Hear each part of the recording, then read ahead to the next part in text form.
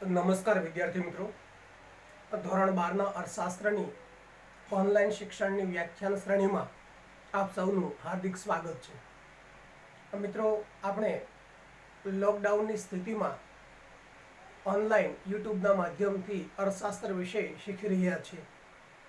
મિત્રો, આપણે છેલ્લા ઘણા દિવસોથી આ પ્રયત્ન શરૂ કર્યો છે અને ધોરણ 12ના અર્થશાસ્ત્રના 8 ચેપ્ટર આપણે પૂર્ણ કર્યા છે.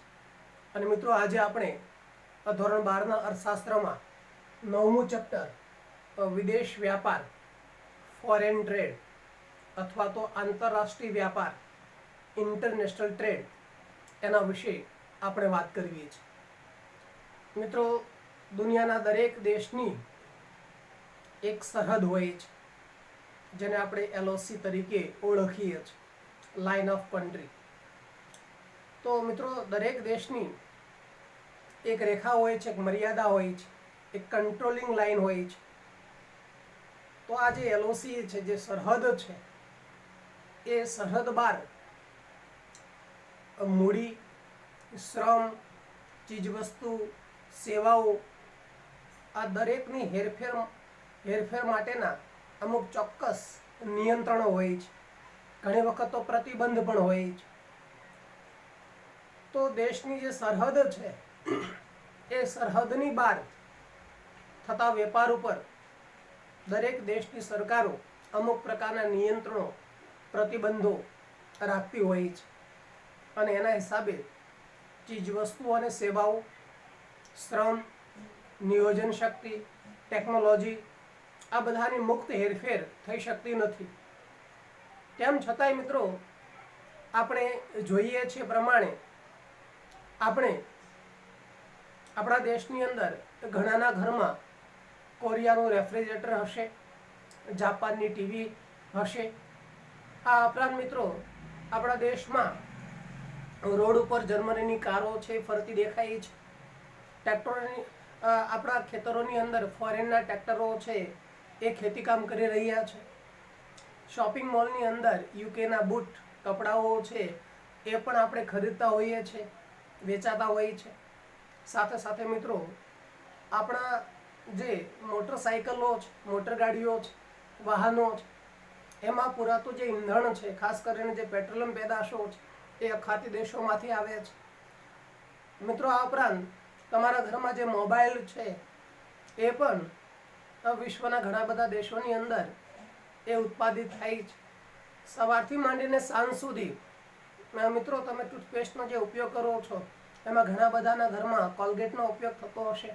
તો એ કોલગેટ એ ફોરેનની કંપની છે. ઘણી બધી ઇલેક્ટ્રોનિક આઇટમ આપણા ઘરની અંદર ઉપયોગમાં લેવાતી હોય છે. એ પછી પંખાની વાત કરો, રેફ્રિજરેટરની વાત કરો, ટીવીની વાત કરો, એસીની વાત કરો, એ બધી વસ્તુઓ બધી જ કંઈ ભારતમાં બની નથી.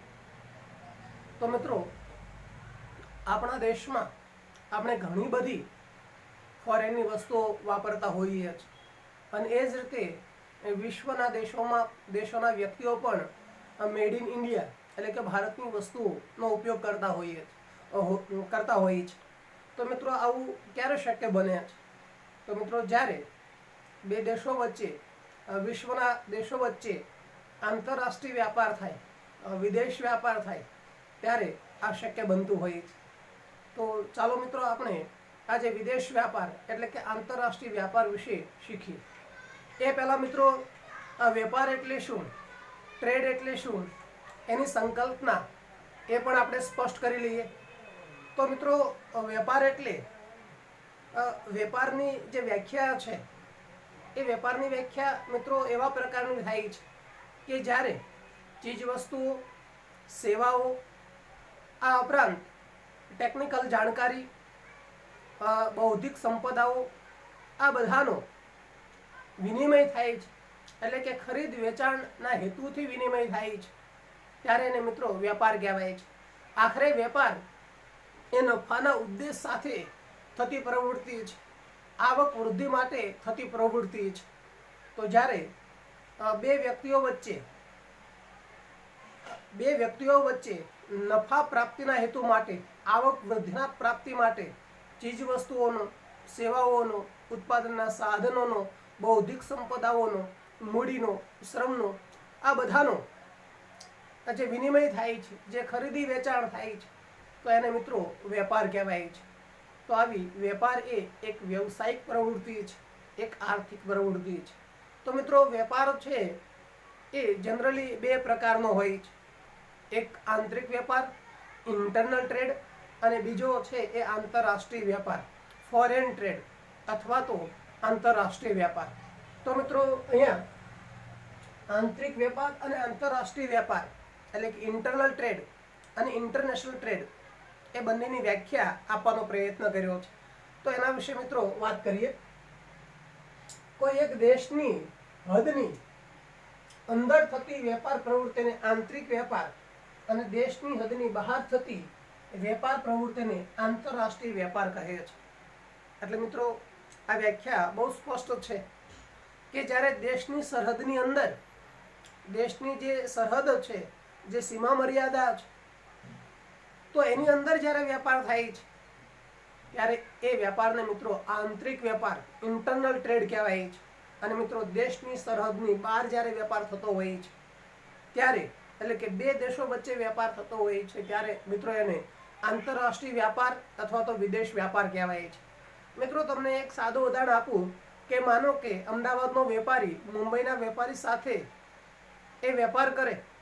અમદાવાદનો વેપારી એ રાજસ્થાનના વેપારી સાથે, જયપુરના વ્યક્તિ સાથે વેપાર કરે તો એ મિત્રો આંતરિક વેપાર છે. એટલે કે દેશના રાજ્યો વચ્ચે, દેશના જિલ્લાઓ વચ્ચે, દેશની અંદર જ જે વેપાર થાય છે એને મિત્રો આંતરિક વેપાર કહેવાય છે. પરંતુ ભારતનો વેપારી અમેરિકાના વ્યક્તિ સાથે વેપાર કરે, અમેરિકાનો વ્યક્તિ ચાઇના સાથે વેપાર કરે તો એને મિત્રો આંતરરાષ્ટ્રીય વેપાર તરીકે ઓળખવામાં આવે છે. તો આ રીતે મિત્રો દેશની સરહદની અંદર થતો વેપાર, દેશની સરહદ જે હદ છે એની અંદર થતા વેપારને આંતરિક વેપાર તરીકે ઓળખવામાં આવે છે. અને દેશની સરહદની બહાર થતો જે વેપાર છે એને મિત્રો આંતરરાષ્ટ્રીય વ્યાપાર અથવા તો વિદેશ વ્યાપાર કહેવાય છે. મિત્રો વિદેશ વ્યાપાર સંદર્ભે પણ એક સરસ વ્યાખ્યા આપવામાં આવી છે કે આપણી અને તેઓની વચ્ચેનો વેપાર એટલે આંતરરાષ્ટ્રીય વ્યાપાર, વિદેશ વ્યાપાર. તો ચાલો મિત્રો આપણે વિદેશ વ્યાપારના કારણો સંદર્ભે શીખીએ કે શા માટે વિદેશ વ્યાપાર ઉદ્ભવતો હોય છે, શા માટે આપણે વિદેશમાંથી ચીજ વસ્તુ અને સેવાની આયાત કરીએ છીએ અથવા તો નિકાસ કરીએ છીએ, તો એની પાછળના કારણો કયા છે, વિદેશ વ્યાપાર શા માટે ઉદ્ભવે છે, તો એના કારણો સંદર્ભે જોઈએ. તો મિત્રો વિદેશ વ્યાપારના 4 જેટલા કારણો અહીંયા દર્શાવેલા છે. વિદેશ વ્યાપાર ઉદ્ભવવા પાછળના મહત્વના 4 કારણો છે. તો એમાંનું પહેલું કારણ જોઈએ, દેશમાં ઉપલબ્ધ ઉત્પાદનના સાધનોમાં તફાવત. મિત્રો વિશ્વના દરેક દેશોમાં કુદરતી સંસાધનોની અલગ અલગ પ્રમાણ છે. સંસાધનોની બાબતમાં કુદરતી સંસાધનો અને માનવ સંસાધનોની બાબતોમાં તફાવત પડે છે. અમુક જગ્યાએ, અમુક દેશોમાં કુદરતી સંસાધનો વધારે છે, માનવ સંસાધનો પણ વધારે છે. તો વિશ્વના અમુક દેશોની અંદર કુદરતી અને માનવ સંસાધનો ઓછા છે. ટૂંકમાં જે ઉત્પાદનના સાધનો છે, ફેક્ટર ઓફ પ્રોડક્શન છે, એમાં ડિફરન્સ હોય છે. જ્યારે દરેક દેશની જરૂરિયાતો તો અમર્યાદિત છે. દરેક દેશને અનેક પ્રકારની ચીજ વસ્તુ અને સેવાઓની જરૂરિયાત છે.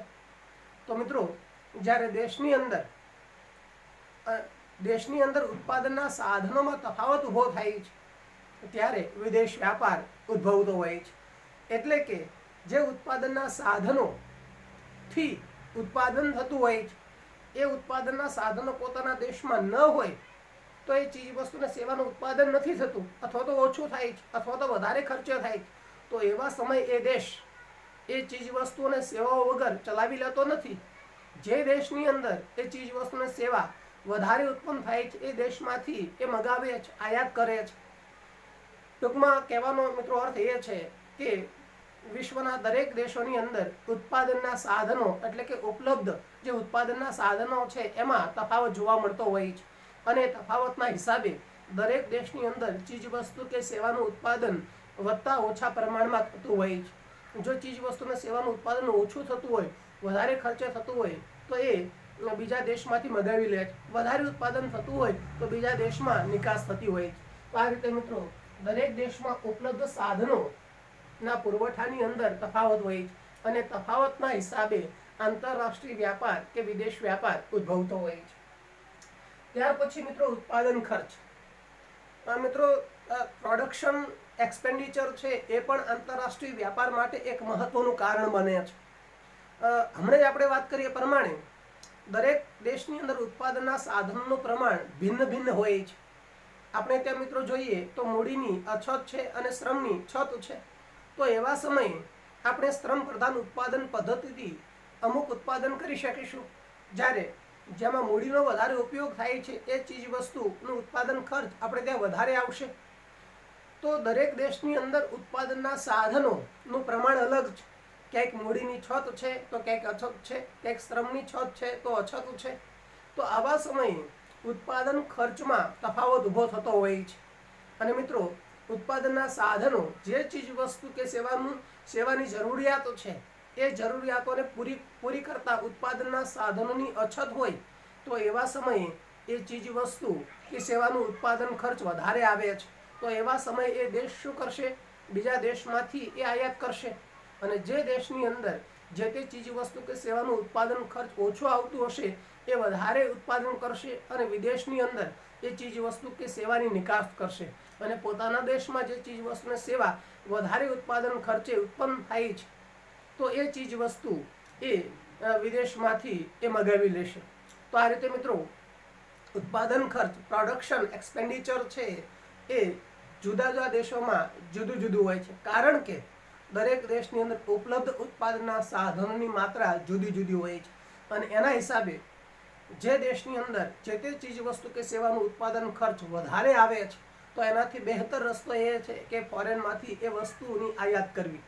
તો આ રીતે ઉત્પાદન ખર્ચની અંદર તફાવતના હિસાબે આંતરરાષ્ટ્રીય વ્યાપાર ઉદ્ભવતો હોય છે. આ ઉપરાંત મિત્રો ત્રીજું જે કારણ છે ટેકનોલોજીકલ પ્રગતિ. દરેક દેશની ટેકનોલોજીકલ પ્રગતિ જુદી હોય છે. અમુક જગ્યાએ ટેકનોલોજીકલ પ્રગતિ વધારે થઈ હોય છે, અમુક જગ્યાએ ધીમી ટેકનોલોજીકલ પ્રગતિ થઈ રહી છે. મિત્રો વિશ્વના જે વિકસિત રાષ્ટ્રો છે ત્યાં ઝડપભેર ટેકનોલોજીમાં બદલાવ આવી રહ્યો છે, જ્યારે વિશ્વના અવિકસિત દેશોની અંદર ટેકનોલોજી બદલતા વાર લાગે છે. તો ટેકનોલોજીની પ્રગતિ કેટલી થઈ છે એના આધારે ઉત્પાદન ખર્ચમાં તફાવત ઊભો થતો હોય છે. જ્યાં વધારે સારી ટેકનોલોજી હોય ત્યાં વધારે ઉત્પાદન ઓછા ખર્ચે થઈ શકે છે. જ્યાં જૂની પુરાણી ટેકનોલોજી હોય, પરંપરાગત ટેકનોલોજી હોય ત્યાં ઉત્પાદન ઓછું અને વધારે ખર્ચે થાય છે. ટૂંકમાં ટેકનોલોજીની પ્રગતિ છે એ આંતરરાષ્ટ્રીય વ્યાપારને અસર કરે છે. જ્યાં ટેકનોલોજી વધારે સારી હશે એ લોકો વધારે ઉત્પાદન કરશે અને એ ફોરેનની અંદર નિકાસ કરશે. જ્યાં ટેકનોલોજી જૂની હશે, ઓછું ઉત્પાદન થતું હશે, એને એ ચીજ વસ્તુ કે સેવાની આયાત કરવાની નોબત આવતી હશે. તો આ રીતે મિત્રો ટેકનોલોજીકલ પ્રગતિ પણ આંતરરાષ્ટ્રીય વ્યાપારને અસર કરે છે અથવા તો આંતરરાષ્ટ્રીય વ્યાપાર ઊભો થવાનું એક અગત્યનું કારણ બનતું હોય છે. તો આ રીતે ટેકનોલોજીકલ પ્રગતિ વિદેશ વ્યાપાર માટેનું એક મહત્વનું કારણ સાબિતરૂપ બનતું હોય છે. શ્રમ વિભાજન અને વિશિષ્ટીકરણ. મિત્રો દેશની અંદર શ્રમિકોની અંદર ચોક્કસ આવડત કુશળતા હોય છે. અમુક દેશોની અંદર અમુક શ્રમ પાસે ચોક્કસ કૌશલ્ય અને આવડત હોય છે. એ રીતે નિયોજન શક્તિની અંદર પણ કાર્યક્ષમતા એફિશિયન્સી હોય છે. તો જે દેશની અંદર ઉત્પાદનના સાધનોમાં ખાસ કરીને શ્રમ અને નિયોજન શક્તિમાં જે વિશિષ્ટતા છે, જે સ્પેશિયલાઇઝેશન છે, જે કૌશલ્ય છે, જે સ્કિલ છે, જે આવડત છે, એ પ્રમાણે એ દેશ એ ચીજ વસ્તુ અને સેવામાં એ વિશિષ્ટકરણ સાધશે, શ્રમ વિભાજન સાધશે. અને જે દેશના શ્રમિકો પાસે અલગ પ્રકારની ક્ષમતા, અલગ પ્રકારની આવડત, અલગ પ્રકારની એફિશિયન્સી, નિયોજન શક્તિ પાસે અલગ પ્રકારની એફિશિયન્સી હશે તો એ જુદા પ્રકારની ચીજ વસ્તુ અને સેવાનું ઉત્પાદન કરશે. માનો કે આપણે ત્યાં કાપડ ક્ષેત્રની અંદર સારી આવડત અને કૌશલ્ય છે, આપણે ત્યાં રંગ રસાયણ ક્ષેત્રની અંદર, ફાર્મા સેક્ટરની અંદર, ડાયમંડ સેક્ટરની અંદર સારી કુશળતા, હુનર છે, તો આપણે એ ક્ષેત્રોની અંદર વિશિષ્ટતા સાધીશું, એમાં સ્પેશિયલાઇઝેશન સાધીશું, એમાં શ્રમ વિભાજન કરીશું. ફોરેનની અંદર જુદી વસ્તુઓની અંદર કુશળતા હોય, એમના શ્રમની આવડત અને કુશળતા અલગ હોય, ત્યાંના નિયોજન શક્તિની કાર્યક્ષમતા જુદી હોય। ટૂંકમાં મિત્રો કહેવાનો અર્થ એ છે કે દરેક દેશના શ્રમની, દરેક દેશના નિયોજન શક્તિની કાર્યક્ષમતા અલગ હોય છે, એમની ક્ષમતાઓ અલગ હોય છે, એમનો હુનર અલગ હોય છે, એમની સ્કિલ અલગ હોય છે। એટલે જે તે દેશની ક્ષમતાઓ કેવી છે, એની આવડત કેવી છે, એના આધારે એ દેશની અંદર શ્રમ વિભાજન અને વિશિષ્ટીકરણ થાય છે। મિત્રો એ શ્રમ વિભાજનનો અર્થ પણ આપણે સમજી લઈએ। લેબર ડિવિઝન, લેબર ડિવિઝન એટલે જે તે કામ, કોઈ પણ જે કામ છે એને જુદા જુદા ભાગોની અંદર એના અલગ અલગ પાર્ટ પાડીને એ કામ કરવાની જે વાત છે એને શ્રમ વિભાજન કહેવાય છે। માનો કે ધોરણ 12 ની અંદર તમે 7 વિષયો શીખી રહ્યા છો, તો આ 7 વિષયો છે એક શિક્ષક શીખવતા નથી, જુદા જુદા શિક્ષકો જે એમાં માસ્ટર છે, સારી ડિગ્રીઓ ધરાવે છે, સારું જ્ઞાન ધરાવે છે, એ તમને અલગ અલગ વિષયો શીખવે છે। તો એ મિત્રો શ્રમ વિભાજન થયું। એટલે શિક્ષણનું જે કાર્ય છે એ શિક્ષણના કાર્યમાં શ્રમ વિભાજન થયું। એ રીતે દેશની અંદર ખેતીકામ અલગ વ્યક્તિઓ કરે છે, શિક્ષણનું કાર્ય અલગ વ્યક્તિઓ કરે છે, તબીબી ક્ષેત્રનું કામ અલગ વ્યક્તિઓ કરે છે, સુથારી લુહારી કામ અલગ અલગ વ્યક્તિઓ। ટૂંકમાં શ્રમ વિભાજન એટલે જેનામાં જે આવડત છે, જે સ્કિલ છે, એ પ્રમાણે વ્યક્તિઓ કામ કરે છે। વિશિષ્ટીકરણ એટલે મિત્રો જે તે કાર્ય ઓછા સમયમાં વધારે ઝડપથી વધારે સારું કાર્ય કરવું એને વિશિષ્ટીકરણ કહેવાય। તો મિત્રો દરેક દેશના શ્રમમાં, દરેક દેશની નિયોજન શક્તિમાં જુદી કુશળતા હોય છે, જુદી આવડત હોય છે, જુદી કાર્યક્ષમતા હોય છે। તો આવા સમયે જે દેશની જેમાં કાર્યક્ષમતા છે, જેમાં આવડતો છે, જેમાં હુનર છે, એ ચીજ વસ્તુ કે સેવાનું ઉત્પાદન કરશે અને વધારે ઉત્પાદન કરી અને ફોરેનની અંદર નિકાસ કરશે। જે ચીજ વસ્તુના સેવામાં ઓછી આવડત છે, ઓછી હુનર છે, ઓછી ક્ષમતા છે, તો એ ચીજ વસ્તુની એ આયાત કરી લેશે। તો આ રીતે મિત્રો શ્રમ વિભાજન, લેબર ડિવિઝન અને સ્પેશિયલાઇઝેશનના હિસાબે પણ વિશ્વની અંદર આંતરરાષ્ટ્રીય વ્યાપાર ઉદ્ભવતો હોય છે। તો આ રીતે મિત્રો આંતરરાષ્ટ્રીય વ્યાપાર ઉદ્ભવવા માટેના મહત્વના 4 કારણો છે। દેશમાં ઉપલબ્ધ ઉત્પાદનના સાધનોમાં તફાવત, ઉત્પાદન ખર્ચમાં તફાવત, ટેકનોલોજીકલ પ્રગતિમાં તફાવત અને શ્રમ વિભાજન અને વિશિષ્ટીકરણમાં તફાવત ઊભો થાય છે। અને એના હિસાબે મિત્રો આંતરરાષ્ટ્રીય વ્યાપાર અથવા તો વિદેશ વ્યાપાર ઉદ્ભવતો હોય છે। તો હવે મિત્રો આ કારણો વિશે વાત કર્યા પછી આપણે વિદેશ વ્યાપારના સ્વરૂપને સમજીએ કે ભારત સહિત સમગ્ર વિશ્વની અંદર જે વિદેશ વ્યાપાર થઈ રહ્યો છે, તો એ વિદેશ વ્યાપારનું સ્વરૂપ કેવું છે।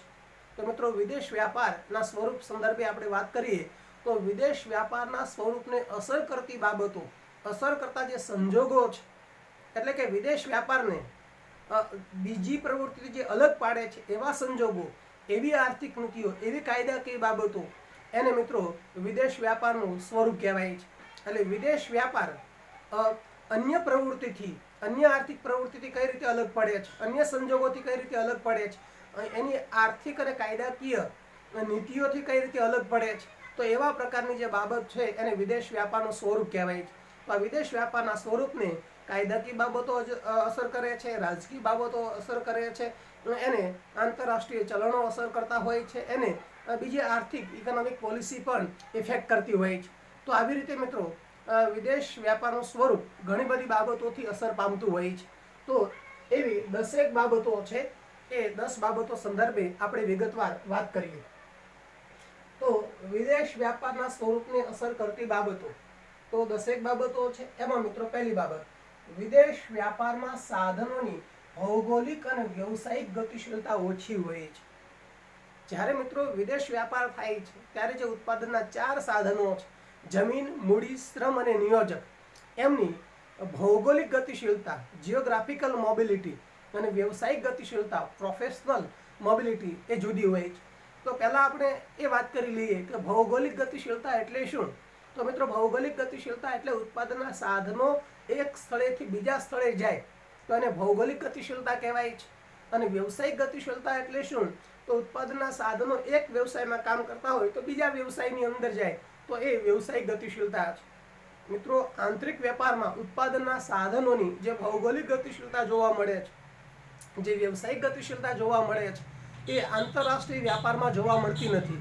માનો કે ભૌગોલિક ગતિશીલતાની અંદર શ્રમિકોની વાત કરીએ તો શ્રમિક એને દેશમાં કામ મળતું હશે, પોતાના વતનમાં કામ મળતું હશે, તો એ ફોરેનમાં બને એટલો ઓછો જશે। એટલે કે શ્રમિકની ભૌગોલિક ગતિશીલતા ઓછી છે, એ વિદેશમાં અથવા તો બીજા રાજ્યમાં જતા અચકાય છે।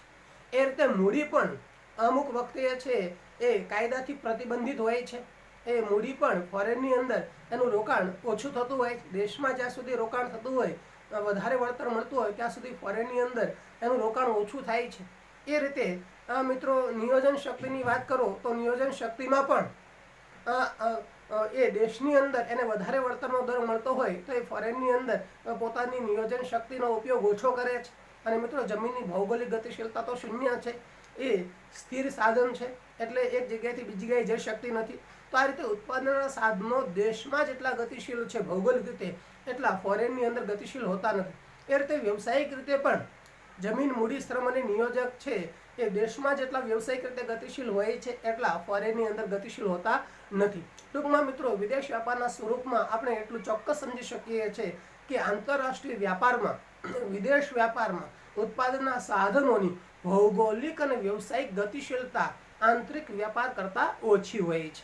તો આ મિત્રો વિદેશ વ્યાપારના સ્વરૂપની પહેલી મહત્વની બાબત. ત્યાર પછી મિત્રો બીજી મહત્વની બાબત, વિવિધતા ધરાવતી વસ્તુઓનો વેપાર.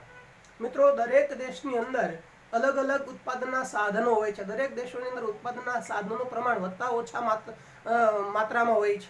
અમુક દેશો અમુક ચીજ વસ્તુને સેવાનો વેપાર કરતા હોય છે, અમુક બીજા દેશો છે બીજી ચીજ વસ્તુને સેવાનો વેપાર કરતા હોય છે. તો ટૂંકમાં ચીજ વસ્તુનું ઉત્પાદન કરતા હોય છે.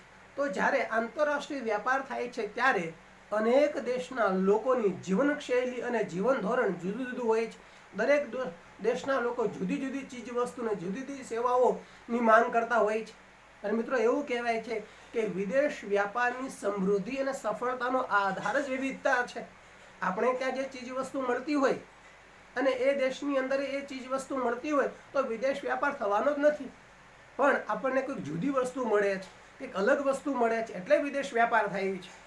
એટલે જો સમાન ચીજ વસ્તુ રૂપ, રંગ, આકારની દ્રષ્ટિએ એક દેશમાં જેવી ચીજ વસ્તુ કે સેવાનું ઉત્પાદન થાય છે એવી ચીજ વસ્તુ સેવાનું ઉત્પાદન બીજા દેશમાં થતું હોય તો એમની વચ્ચે કોઈ વિદેશ વ્યાપાર થવાની શક્યતા જ નથી. કારણ કે એ ચીજ વસ્તુની કિંમત, રૂપ, રંગ, આકાર સરખા હોય તો એ વિદેશ વ્યાપાર કરીને કોઈ ફાયદો નથી. પણ ચીજ વસ્તુને સેવા અલગ છે, એમની ગુણવત્તા અલગ છે, એમના ગુણધર્મો અલગ છે, અને એ વિવિધતા છે એટલે જ વિદેશ વ્યાપાર છે એ થતો હોય છે. માનો કે મિત્રો જ્યાં વીજળીની ખેંચ છે તો એવા દેશોની અંદર માનવ સંચાલિત જે મશીનો છે એનું ઉત્પાદન વધારે થશે, એની માંગ વધારે થશે. પણ જ્યાં વીજળીનું વધારે ઉત્પાદન થાય છે ત્યાં સ્વયં સંચાલિત યંત્રો એટલે કે ઓટોમેટિક મશીનો છે એની માંગ વધારે થશે, એટલે એનું ઉત્પાદન એ દેશમાં વધારે થશે. એટલે કહેવાનો મિત્રો અર્થ એ છે કે જે તે દેશની અંદર જે ઉપલબ્ધ સાધનો છે, જે તે દેશની અંદર ઉપલબ્ધ સાધનોના આધારે જે કઈ ચીજ વસ્તુનું ઉત્પાદન થાય છે તો એ ઉત્પાદન એકબીજા દેશોની અંદર એ ખરીદાતું કે વેચાતું હોય છે, એટલે કે એની આયાત નિકાસ થતી હોય છે. એટલે વિદેશ વ્યાપારનું એક મહત્વનું જે લક્ષણ છે એ વિવિધતા છે. એ અલગ અલગ પ્રકારનું જે વેરિફિકેશન છે, વેરિએશન છે, એ વેરિએશન જોવા મળતું હોય છે. એ જ વિદેશ વ્યાપારની સમૃદ્ધિ અને સફળતાનો મહત્વનો આધાર બને છે. ત્યાર પછી ત્રીજી બાબત, પડકારજનક સ્વરૂપ. મિત્રો જે વિદેશ વ્યાપારનું સ્વરૂપ છે એ પડકારજનક છે. કારણ કે અનેક દેશોની અલગ અલગ ભાષા, સંસ્કૃતિ, રીત રિવાજો, માન્યતાઓ, પસંદગીઓ, રુચિઓ, તો આ બધું અલગ અલગ હોય છે. અને એની વચ્ચે તમારે વ્યાપાર કરવાનો છે, એની વચ્ચે તમારે ખરીદ વેચાણ કરવાનું છે, એની વચ્ચે તમારે આંતરરાષ્ટ્રીય વ્યાપાર કરવાનો છે. તો અનેકવિધ અવરોધો પાર કરીને જ્યારે વિદેશ વ્યાપાર શક્ય બનતો હોય છે ત્યારે એ વિદેશ વ્યાપારનું સ્વરૂપ થોડુંક જટિલ છે, થોડુંક કોમ્પ્લિકેટેડ છે, વધારે પડકારજનક છે. કારણ કે દરેક દેશની ભાષા અલગ હોય, દરેક દેશના રીત રિવાજો અલગ હોય, દરેક દેશની રુચિ, પસંદગી, માન્યતા, અભિરુચિઓ અલગ હોય. અને એના હિસાબે વિદેશ વ્યાપાર દેશની અંદર જેટલો સરળતાથી વ્યાપાર થાય છે એટલો વિદેશ વ્યાપાર વધારે સરળ હોતો નથી. એ અત્યંત જટિલ હોય છે, એ અત્યંત પડકારજનક હોય છે. તો મિત્રો વિદેશ વ્યાપારનું જે સ્વરૂપ છે એ પડકારજનક જોવા મળતું હોય છે. આ ઉપરાંત મિત્રો ચોથી બાબતની વાત કરીએ તો રાજકીય પ્રયત્નો. મિત્રો વિદેશ વ્યાપાર માટે જુદા જુદા દેશની સરકારોએ ભેગા મળીને સંયુક્ત રીતે રાજકીય પ્રયત્નો પણ કરવા પડે છે. અને જો સંયુક્ત રીતે વિશ્વના ઘણા બધા દેશો ભેગા મળીને સંયુક્ત રાજકીય પ્રયાસો કરે તો વિદેશ વ્યાપારને ચોક્કસ દિશા મળતી હોય છે, વિદેશ વ્યાપારનું કદ વધતું હોય છે. એટલા માટે જ મિત્રો ભારતની અંદર અને ખાસ કરીને ગુજરાતની અંદર વાઇબ્રન્ટ સમિટ, ગુજરાત વાઇબ્રન્ટ સમિટનું આયોજન થાય છે. એ રીતે મધ્યપ્રદેશની અંદર પણ વાઇબ્રન્ટ સમિટનું આયોજન થાય છે. એટલે કહેવાનો અર્થ એ છે કે આ સમિટોનું આયોજન શા માટે થાય છે? તો વિશ્વના દેશો વધારે વિશ્વ વ્યાપારથી સંકળાય, એકબીજાના દેશોની અંદર ચીજવસ્તુ, સેવાઓ, મૂડી, શ્રમ, ટેકનોલોજીની જાણકારી, બૌદ્ધિક સંપદા આ બધાની મુક્ત રીતે હેરફેર થઈ શકે, આયાત નિકાસ થઈ શકે, એ માટે રાજકીય પ્રયત્નો થતા હોય છે. એ માટેની મિટિંગો મળતી હોય છે, એ માટેના સેમિનારો થતા હોય છે. અને દરેક દેશની સરકારોના જે પ્રતિનિધિઓ છે એ એકબીજા સાથે એગ્રીમેન્ટ કરતા હોય છે, કરાર કરતા હોય છે, MOU કરતા હોય છે. અને એ રીતે રાજકીય પ્રયત્નો થાય તો વિદેશ વ્યાપાર વધતો હોય છે, વિદેશ વ્યાપાર અસરકારક બનતો હોય. એટલે વિદેશ વ્યાપારના સ્વરૂપને દરેક દેશની સરકારોની જે પ્રયત્નો છે એ એમની જે આર્થિક નીતિઓ છે, એમની વિદેશ વ્યાપાર નીતિ છે એ અસર કરતી હોય છે. તો આ રીતે રાજકીય પ્રયત્નો પણ વિદેશ વ્યાપારને ઇફેક્ટ કરતા હોય છે. વિવિધ ચલણોના ભાવ અને તેના મૂલ્ય અંગેની અટકળો. મિત્રો, જ્યારે આપણે આંતરરાષ્ટ્રીય વ્યાપારમાં ઝંપલાવીએ છીએ ત્યારે આપણે આપણા રૂપિયાથી વેપાર કરવાનો થતો નથી, આપણે આંતરરાષ્ટ્રીય ચલણથી વેપાર કરવાનો હોય છે. એટલે કે આંતરરાષ્ટ્રીય માન્ય ચલણ હોય એમાં આપણા રૂપિયાને કન્વર્ટ કરવો પડે છે.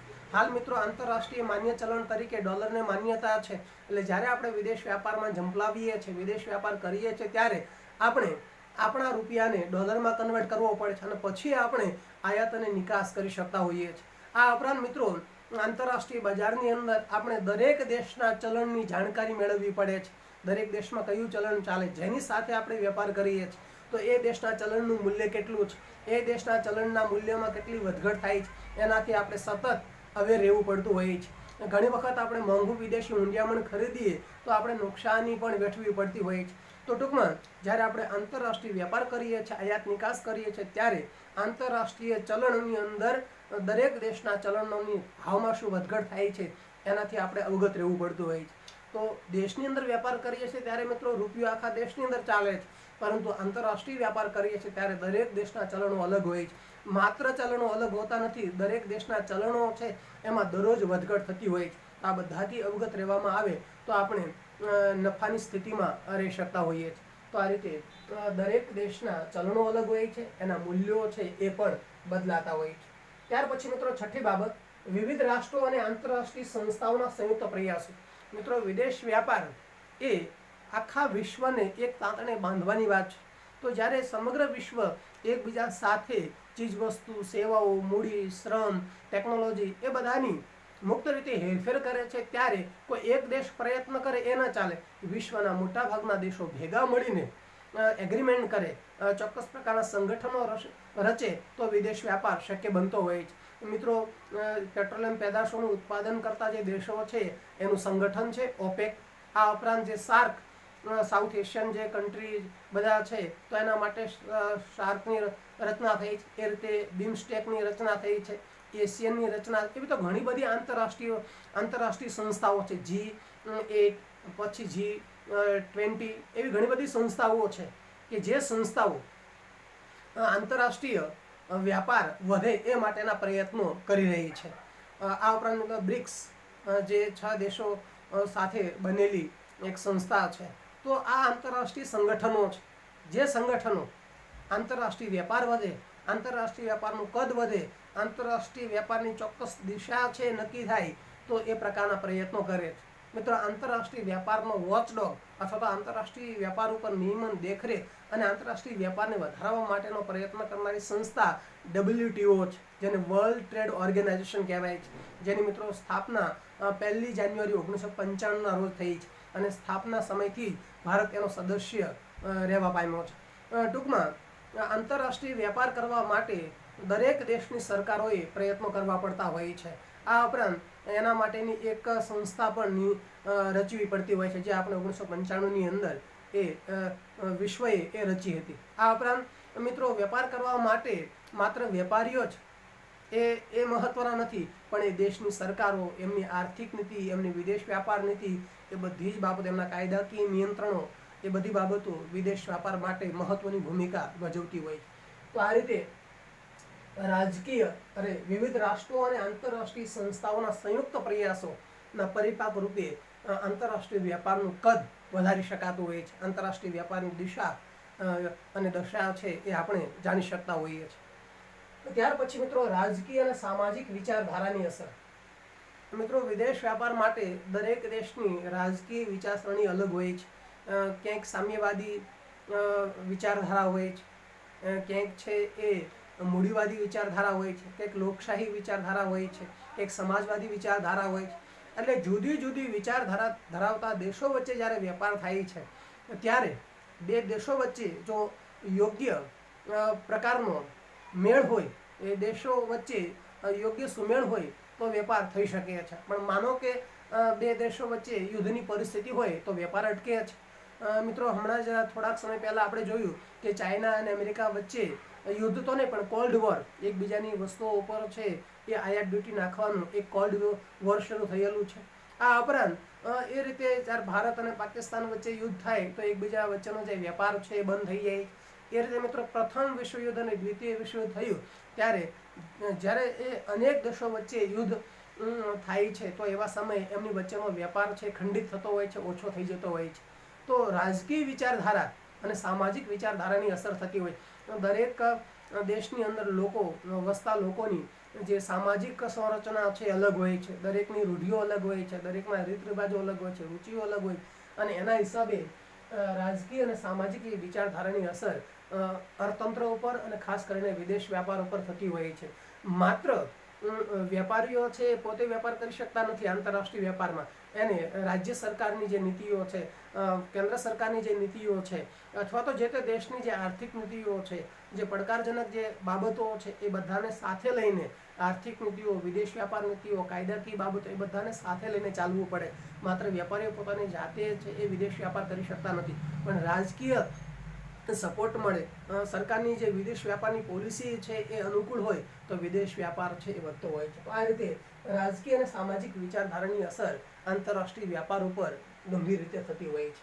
ત્યાર પછી અત્યંત મોટા પાયા પરનો વેપાર. મિત્રો આંતરરાષ્ટ્રીય વ્યાપાર જ્યારે થાય છે ત્યારે અનેક દેશો એક સાથે જોડાય છે, અનેક દેશોની ચીજ વસ્તુઓ છે એનો વેપાર થાય છે, અનેક દેશોની સેવાઓનો વેપાર થાય છે, અનેક દેશોની સંસ્કૃતિઓ એ એકબીજાના સંપર્કમાં આવે છે. એટલે આંતરરાષ્ટ્રીય વ્યાપારમાં અનેક દેશના ચલણો, ચીજ વસ્તુઓ, અનેક દેશો, અનેક દેશની સંસ્કૃતિ, આ રીતે બધું એક સાથે ભેગું થાય. એટલે અત્યંત મોટા પાયા પરનો વેપાર. માત્ર ભારતમાં કેટલી બધી ચીજ વસ્તુ અને સેવાનું ઉત્પાદન થાય છે, તો એવા વિશ્વના કેટલા બધા દેશોની અંદર અલગ અલગ દેશોની અંદર અલગ અલગ ચીજ વસ્તુનું ઉત્પાદન થાય અને આ બધા દેશો એક સાથે વિશ્વ વ્યાપારમાં જોડાય તો કેટલા બધા દેશો, કેટલી બધી ચીજ વસ્તુઓ, કેટલી બધી સેવાઓ એ બધી અને કેટલા બધા દેશો ની જુદી જુદી સંસ્કૃતિઓ સંપર્કમાં આવે છે. ઉત્પાદનના સાધન તરીકે શ્રમ, મૂડી, નિયોજન શક્તિ, આ બધાનો એક સાથે મિત્રો વેપાર થતો હોય છે. તો આ રીતે દેશનો જે આંતરિક વેપાર છે એનું જે કદ છે એ નાનું હોય છે, ત્યારે વિદેશ વ્યાપારનું જે કદ છે એ અનેક દેશો વચ્ચે વહેંચાયેલું હોય છે, અનેક ચીજ વસ્તુઓની અંદર વહેંચાયેલું હોય છે, અનેક સેવાઓની અંદર એ વહેંચાયેલું હોય છે. તો આ રીતે વિદેશ વ્યાપાર છે એની સાઇઝ ખૂબ મોટી હોય છે, એ અત્યંત મોટા પાયા પરનો વેપાર છે. ત્યાર પછી વધુ પ્રમાણમાં કરવેરાઓ અને પરવાનગીઓ. મિત્રો જ્યારે દેશમાં આપણે વેપાર કરીએ છીએ ત્યારે આપણે જે પરવાનગીઓ લેવી પડે છે, જે લાયસન્સ લેવા પડે છે, જે કરવેરા ભરવા પડે છે એ વિદેશ વ્યાપારની સાપેક્ષમાં ઓછા હોય છે. જ્યારે આપણે વિદેશ વ્યાપાર કરીએ છીએ ત્યારે ચીજ વસ્તુ અને સેવાની પરવાનગી લેવી પડે છે, એની ચકાસણી કરવી પડે છે. આ ઉપરાંત ચીજ વસ્તુ અને સેવાની જે ગુણવત્તા છે એને વેરીફાઈ કરવી પડતી હોય છે. આ ઉપરાંત મિત્રો જ્યારે વિદેશ વ્યાપાર કરીએ છીએ ત્યારે આયાત જકાત, નિકાસ જકાત એ બધી આપણે ચૂકવવી પડતી હોય છે. આ ઉપરાંત મિત્રો જ્યારે વિદેશ વ્યાપાર સાથે આપણે જોડાતા હોઈએ છીએ ત્યારે વાહન વ્યવહાર ખર્ચ એને પણ ધ્યાન ઉપર લેવો પડતો હોય, કારણ કે એક દેશમાંથી બીજા દેશનું અંતર ઘણા બધા કિલોમીટર હોય છે. તો એવા સમયે વાહન વ્યવહારની બાબત, એ લોકોની કરવેરા, ટેક્સેશન પોલિસી, આ ઉપરાંત જે ચીજ વસ્તુની ગુણવત્તાની ચકાસણીની બાબત, આ બધી જ બાબતો થોડીક જટિલ હોય છે. તો એના માટેની પરવાનગી, એના માટેના પ્રમાણપત્રો એ લેવા પડતા હોય છે. આ ઉપરાંત મિત્રો દરેક દેશોની અંદર અલગ અલગ ઉત્પાદન પદ્ધતિ હોય છે, દરેક દેશોની અંદર ગુણવત્તાના ધોરણો અલગ હોય છે, દરેક દેશની અંદર સિસ્ટમ, વિદેશ વ્યાપારની સિસ્ટમ અલગ હોય છે. માનો કે આપણે ત્યાં ખાદ્ય ચીજ વસ્તુઓ છે એના ગુણવત્તાના ધોરણો અલગ છે, વિદેશની અંદર ગુણવત્તાના ધોરણો અલગ છે. દવાના આપણે ત્યાં જે વિદેશમાં જે દવાઓ પ્રતિબંધિત હોય એ કદાચ આપણા દેશની અંદર એ દવાનો ઉપયોગ પણ થતો હોય. તો આ રીતે દવાના અને ખાદ્ય ચીજ વસ્તુઓના જે ધોરણો છે, જે ગુણવત્તાના ધોરણો છે, એની અંદર તફાવત હોય છે. તો એવા સમયે એ બધામાંથી પસાર થવું પડતું હોય છે, એની પરવાનગી લેવી પડે છે, એના લાઇસન્સો છે એ લેવા પડતા હોય. એટલે જ્યારે આપણે દેશમાં વેપાર કરીએ છીએ ત્યારે સાપેક્ષમાં ઓછા કરવેરા અને ઓછી પરવાનગી લેવી પડે. જ્યારે વિદેશ વ્યાપાર સાથે આપણે જોડાઈએ છીએ ત્યારે આપણે ઘણી બધા પ્રકારની, જેને આપણે આયાત વિધિ અને નિકાસ વિધિ એવા નામથી ઓળખીએ છીએ, તો એ સમગ્ર આયાત વિધિ અથવા તો નિકાસ વિધિમાંથી આપણે પસાર થવું પડે છે અને ત્યારે જ આપણે વિદેશ વ્યાપાર સફળ રીતે કરી શકતા હોઈએ છીએ. ત્યાર પછી હરીફાઈ અને જોખમની ઊંચી માત્રા. મિત્રો, વિદેશ વ્યાપાર એટલે સમગ્ર વિશ્વનો વ્યાપાર. એની અંદર એક વેપારી હોતો નથી, વિશ્વના અનેક વેપારીઓ એક સાથે આંતરરાષ્ટ્રીય ફલક ઉપર પોતાની વસ્તુઓ વેચવા માટે બધા વેપારીઓ આવતા હોય છે. એ જ રીતે માંગ કરનારા કોઈ એક દેશના વ્યક્તિઓ નથી, સમગ્ર આંતરરાષ્ટ્રીય ફલક ઉપર સમગ્ર દેશના લોકો છે એ માંગ કરતા હોય છે. તો સમગ્ર વિશ્વના વેપારીઓ અને સમગ્ર વિશ્વના ગ્રાહકો એટલે કે એમની માંગ અને પુરવઠો છે એ આંતરરાષ્ટ્રીય બજારમાં નક્કી થતો હોય છે. તો આવું વિશાળ જ્યારે ફલક હોય છે ત્યારે પુરવઠા પક્ષે એટલે કે વ્યાપારી પક્ષે પણ ઘણું બધું જોખમ રહેલું હોય છે, કારણ કે એમને જોખમ પણ વધારે હોય છે, સારી ગુણવત્તાવાળી વસ્તુઓ પણ પ્રોવાઈડ કરવાની હોય છે અને આ ઉપરાંત એક સાથે ઘણા બધા વેપારીઓ છે એટલે પોતાની વસ્તુ વધારે સારી હોય, ઓછા ઉત્પાદન ખર્ચે થયેલી, ઓછી કિંમતે મળતી હોય, એની ગુણવત્તા સારી હોય, પ્રચાર અને પ્રસાર પણ કરવો પડે. તો જ્યારે આંતરરાષ્ટ્રીય વ્યાપારમાં કોઈ વ્યાપારી જોડાય છે, પોતાની વસ્તુ વેચવા માગે છે, ત્યારે ગુણવત્તાની દ્રષ્ટિએ પણ એને જોખમ ઉઠાવવું પડે છે, એને સારી ગુણવત્તાવાળી વસ્તુ આપવી પડે છે, ઓછા ખર્ચે ઉત્પાદન થાય એવા પ્રકારનો પ્રયત્ન કરવો પડે છે, વધારે જાહેરાત ખર્ચ કરવો પડે છે અને એ રીતે વ્યાપારી પક્ષે પણ ઘણું બધું જોખમ રહેલું હોય છે, ઘણી બધી હરીફાઈ રહેલી હોય. કારણ કે દેશમાં તો દેશના વેપારીઓ સાથે જ હરીફાઈ કરવાની છે, પણ આંતરરાષ્ટ્રીય વ્યાપારની અંદર વિશ્વના ઘણા બધા વેપારીઓ સાથે હરીફાઈમાં ઉતરવાનું છે. એ રીતે ગ્રાહકોની વાત કરીએ તો ગ્રાહકો, વિશ્વના દરેક ગ્રાહકો અલગ અલગ સંસ્કૃતિ ધરાવતા છે, અલગ અલગ વિચારો, રુચિ, અભિરુચિ, માન્યતાઓ ધરાવનારા છે. તો એને સંતોષ આપવો, એ મહત્તમ સંતોષ મેળવે એ માટેના પ્રયત્નો કરવા પણ અઘરા છે. આ ઉપરાંત એમના વચ્ચેનું ડિસ્ટન્સ વધારે છે, એટલે જે રૂબરૂ આપણે ખરીદી કરતા હોઈએ છીએ એના કરતાં જે ઓનલાઈન ખરીદી કરીએ અથવા વિદેશમાંથી ખરીદી કરીએ તો સેટિસ્ફેક્શન લેવલમાં પણ ઘણો બધો તફાવત ઊભો થતો હોય છે. ટૂંકમાં મિત્રો, કહેવાનો અર્થ એ છે કે આંતરિક વેપારમાં, દેશમાં જે વેપાર થાય છે એમાં હરીફાઈ અને જોખમની માત્રા નીચી હોય છે. જ્યારે તમે આંતરરાષ્ટ્રીય વેપારમાં જોડાઓ છો ત્યારે સમગ્ર વિશ્વના વેપારીઓ, ઉત્પાદકો હરીફાઈની અંદર આવે છે, સમગ્ર દેશના ગ્રાહકો વચ્ચે હરીફાઈ થાય છે, એટલે હરીફાઈની માત્રા પણ વધારે હોય છે અને જોખમ, રિસ્ક છે એ આંતરિક વેપાર કરતાં આંતરરાષ્ટ્રીય વેપારમાં વધારે હોય છે. તો આ રીતે મિત્રો, ભારતમાં વિદેશ વ્યાપારનું જે સ્વરૂપ છે એને અસર કરતી 10 બાબતો છે. પરિચયની દ્રષ્ટિએ મિત્રો 3 બાબતો મહત્વની છે, બરાબર યાદ રાખજો. તમને આંતરિક વ્યાપાર અને આંતરરાષ્ટ્રીય વ્યાપારની વ્યાખ્યા પણ પૂછે તો એ ધ્યાન ઉપર રાખજો. આ આપણા મિત્રો 2 માર્ક્સમાં અથવા 3 માર્ક્સમાં તમને પ્રશ્ન એવો પણ પૂછાય કે વિદેશ વ્યાપારના કારણો સમજાવો, તો આ 4 કારણો વિશે તમે વાત કરી શકો. અને મિત્રો, વિદેશ વ્યાપારના સ્વરૂપને અસર કરતા કયા પરિબળો છે એની સમજૂતી આપો, તો એવો પણ 5 માર્ક્સનો પ્રશ્ન પૂછાય. તો મિત્રો, આ 10 જે કારણો છે એની તમારે ટૂંકમાં સમજૂતી આપવાની રહે છે. તો મિત્રો, આ સાથે આપણે આ ચેપ્ટરની અંદર આટલી વાત રાખીએ છીએ. હવે પછીના તાસમાં મિત્રો આપણે આંતરિક વ્યાપાર અને આંતરરાષ્ટ્રીય વ્યાપાર વચ્ચેનો જે તફાવત છે એના વિશે વાત કરીશું. Thank you.